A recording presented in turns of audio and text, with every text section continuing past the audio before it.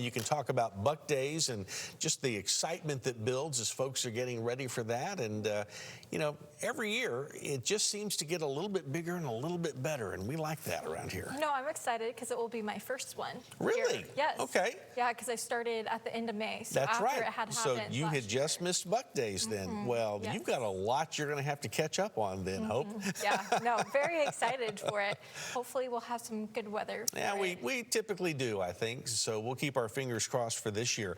Let's talk about tonight and into this week. Had a lot of wind out there today. Yes, that breeze is sticking around throughout the rest of the week. We're generally expecting around, 30 to 35 miles per hour pretty much each day. But what I really wanted to turn our attentions to is areas north of us. They are in a severe risk today, a slight risk for most, level 2 out of 5 risk, meaning that they're expecting isolated to scattered storms today, and those can see winds up to over 60 miles per hour and some large to very large hail. If we look at our current satellite and radar, you can see that we do have some polygons stretching all the way up to the Great Lakes where those highlighted severe risks were. Locally in the state of Texas, everywhere you see that yellow polygon, they're under a tornado watch, and this pink polygon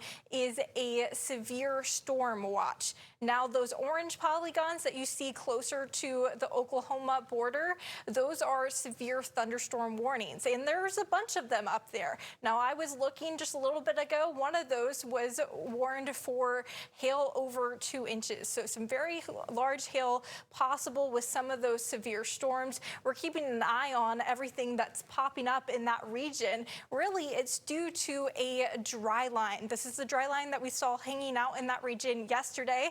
It's still there today, and it's the difference between all this moist air and all this dry air up in the panhandle. And where those two meet, we see a boundary that can cause for lots of storms to pop up. Here's a look at futurecast. We'll still be eyeing the same area through the evening and into the early hours tomorrow morning. Then those storms will start to dissipate before we wake up tomorrow.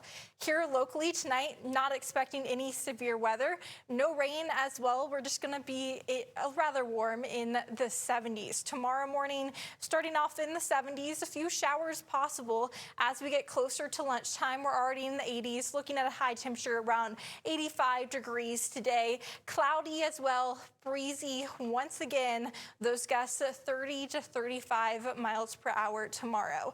Now, after tomorrow, I really don't think we're going to see much rain, and even what we see tomorrow isn't really going to make a difference. Our best chance to see a few more showers is going to be this weekend with the passing cold front.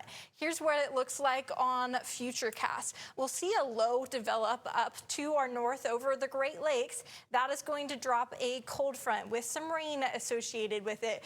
As we play out through Futurecast, you'll notice it will start to enter the coastal bend. I'm thinking around in the afternoon, pushing through by evening time, some lingering rain after it. So what we know right now is, yes, we're expecting some showers. We think the better chance for that is going to be in the evening and overnight hours. And then behind that front, what we are going to see is that our humidity levels are going to drop, and we should see some cooler temperatures going into the next day. It's looking like right now that we could see some temperatures in the 70s, and of course those will continue to be refined as we go on throughout the week, get closer to that day, get some high resolution in, but it looks like that we could have a more comfortable Sunday in the forecast. All right, Tuesday, not too soon to look ahead to the weekend. Thank you for that, Hope. When we come back,